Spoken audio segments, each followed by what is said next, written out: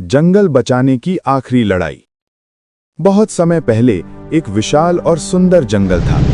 उस जंगल में तरह तरह के पेड़, नदियां, झरने और हजारों जानवर रहते थे। शेर राजा था। हाथी सबसे ताकतवर, बंदर सबसे फुर्तीला और चिड़िया सबसे चंचल थीं। सब मिलजुल कर रहते थे और जंगल उनका घर था। एक दिन सुबह सुबह हिरण ने देखा कि जंगल के किनारे कुछ इंसान बड़े बड़े पेड़ों को काट रहे हैं। मशीनों की तेज आवाज से पूरा जंगल कांप उठा। हिरण डर गया और भागकर शेर राजा के पास पहुंचा। शेर राजा ने तुरंत सभा बुलाई। हाथी, बंदर, भालू, लोमड़ी, खरगोश और पक्षी सब इकट्ठा हो गए।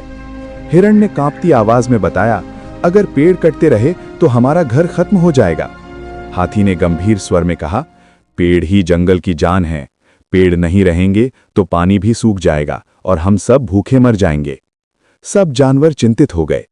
तभी एक छोटी सी चिड़िया बोली, डरने से कुछ नहीं होगा, हमें अपने जंगल को बचाने के लिए कुछ करना होगा। अगले दिन जानवरों ने योजना बनाई। हाथियों ने पेड़ों के आसपास खड़े होकर उन्हें ढाल बना लिया।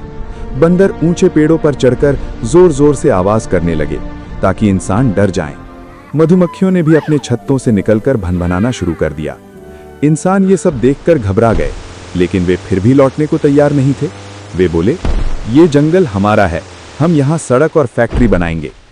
ये सुनकर शेर राजा आगे आया और जोर से दहाड़ा। पूरी धरती गूंज उठी। इतने सारे जानवरों को एक साथ देखकर इंसानों को पहली बार समझ आया कि ये सिर्फ पेड़ नहीं बल्कि हजारों जीवों का घर है।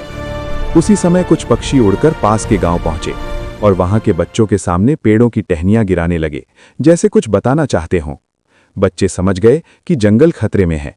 वे गांव वालों को लेकर जंगल पहुंचे। गांव वालों ने इंसानों से कहा, अगर जंगल कटेगा तो बारिश कम होगी, नदियां सूख जाएंगी और हमारा जीवन भी मुश्किल हो जाएगा। आखिरकार सबको अपनी गलती समझ आई और पेड़ काटने का काम रोक दिया गया। उस दिन जंगल में जैसे त्योहार मनाया गया। जानवर खुशी से झूम उठे। हवा फिर से ठंडी और साफ लगने लगी। छोटी चिड़िया को सबने धन्यवाद दिया क्योंकि उसी ने हिम्मत और एकता का रास्ता दिखाया था।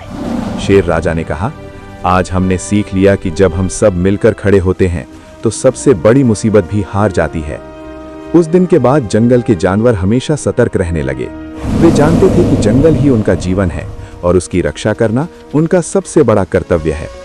एकता और जागरूकता से हम अपनी प्रकृति और घर दोनों को बचा सकते हैं।